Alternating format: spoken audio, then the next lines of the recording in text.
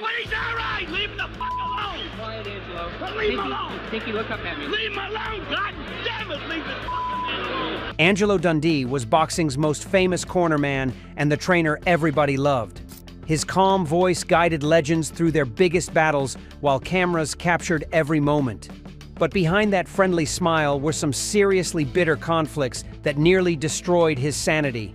Working with superstars sounds glamorous until you discover the ego problems and manipulation tactics that come with fame.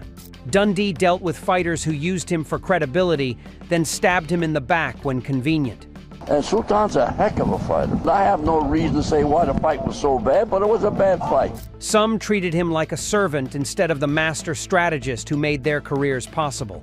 The Miami Beach scene attracted international fighters with complex political backgrounds and cultural differences that created constant tension. Dundee found himself caught between governments, exile communities, and media agendas that had nothing to do with boxing skills or athletic performance. Television cameras followed Dundee everywhere, turning private disputes into public spectacles that damaged his reputation unfairly. He told Ray Leonard in front of his wife he was going to beat him up and then he was going to take his wife out. Fighters learned they could manipulate media coverage to make Dundee look responsible for their failures while taking personal credit for all victories. These 6 fighters pushed Dundee past his breaking point through disrespect, manipulation, and outright sabotage of his professional methods. The #1 revelation will change how you view boxing's most celebrated trainer-fighter partnership forever. Number 1. Muhammad Ali. It might sound shocking, but Angelo Dundee's relationship with Muhammad Ali wasn't all glory. They were brothers in arms, from Cassius Clay's first pro fight in 1960 to his final rounds decades later. Angelo stood by him when the world turned its back, when Ali refused the draft, when he was stripped of his title, when he was banned from boxing. But after years of loyalty, things began to change. As Ali aged, the people around him grew louder, and Angelo's advice grew smaller. During Ali's later fights, especially against Larry Holmes, Angelo begged him not to fight. He knew Ali wasn't the same, but Ali refused. He wanted one last moment of glory. In that fight, Angelo's heart broke. He saw his fighter taking punishment that no man should endure. Ali couldn't speak clearly, couldn't react fast enough. Between rounds, Angelo whispered, "Champ, please, no more." Ali didn't listen. After that fight, Dundee said in an interview, "I hated what that fight did to him. I hated everyone who convinced him to fight." It wasn't Ali he hated, it was the machine that used him. But deep down, part of him resented Ali too, for ignoring his warning. For a man like Angelo Dundee, loyalty was everything. And when loyalty was tested, love turned to pain. Sonny Liston. When Muhammad Ali fought Sonny Liston, the world saw it as a battle of light versus darkness. For Angelo Dundee, it was personal. Dundee hated what Liston represented: arrogance, intimidation, and corruption. He saw Boxing's most Liston famous as the cornerman opposite of and the everything trainer he everybody wanted loved. boxing to stand for. His calm voice guided Before the legends through their biggest 1964 battles, title fight, while Dundee studied Liston for weeks. He saw fear in the man's eyes. Not power, fear. When Liston quit on his stool that night, Dundee saw it as poetic justice. He said later, "Liston never scared me. Were some He seriously scared bitter himself." conflicts that Years nearly later, destroyed his rumors sanity. spread that Liston Working with had ties to the superstars mob, sounds glamorous that the fights until you were discover fixed. the ego problems Dundee and manipulation despised that tactics world. that come with He fame. once said, "Boxing should be about heart, not hustlers." For Dundee, Sonny Liston symbolized everything wrong with the sport: fake bravado, greed, and darkness. That's why he could never respect him. Roberto Duran, the Panamanian savage whose cultural arrogance and dismissive attitude toward American boxing methods infuriated Dundee throughout their brief partnership. Duran arrived in Miami with a chip on his shoulder about Latin American superiority. He constantly questioned Dundee's tactical suggestions and treated the legendary trainer like an inferior advisor. Language barriers created massive communication problems that Duran seemed to exploit deliberately rather than resolve professionally.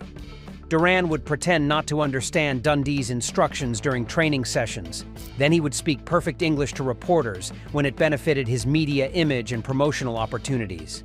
Duran's wild lifestyle outside the gym conflicted completely with Dundee's disciplined approach to championship preparation and professional conduct. The fighter would disappear for days without explanation, missing scheduled training sessions and promotional obligations.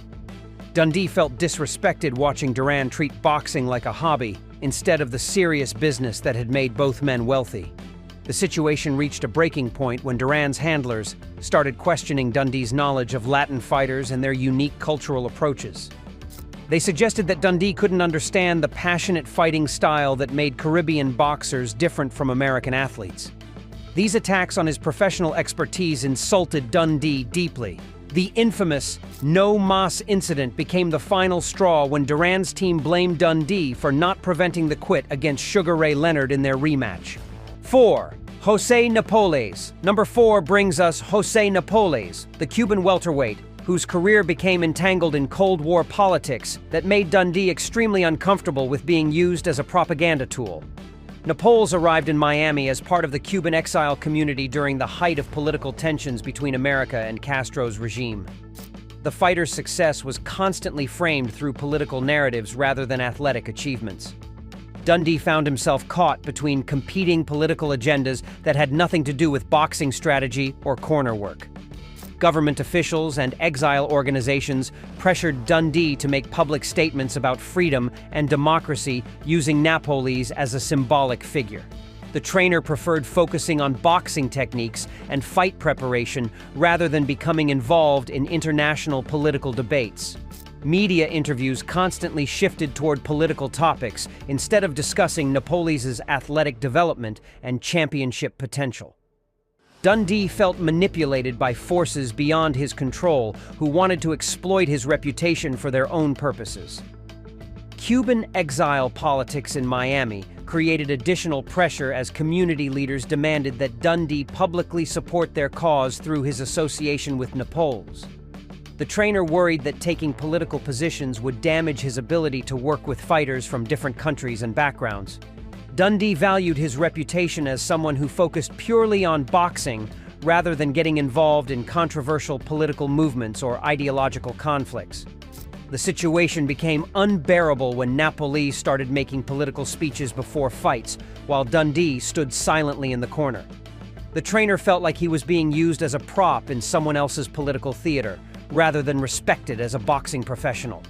This exploitation of their working relationship for propaganda purposes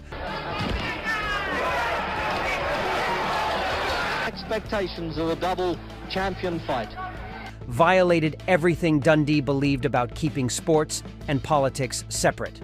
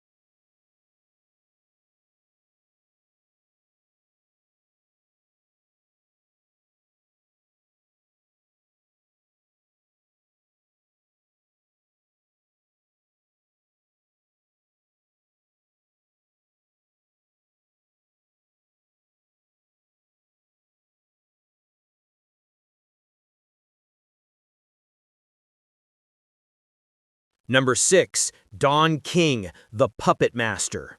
Angelo Dundee never fought in the ring, but outside the ring, his enemies were often men in suits, and no one represented what he hated more than Don King. King was a showman, a businessman, and in Dundee's eyes, a manipulator.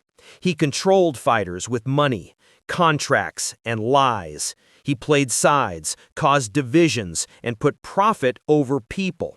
When Dundee saw what King did to fighters like Ali, Larry Holmes, and countless others, taking their earnings, their trust, their souls, he was furious. He once said, "Don King never trained a fighter a day in his life, but he ruined more careers than punches ever did."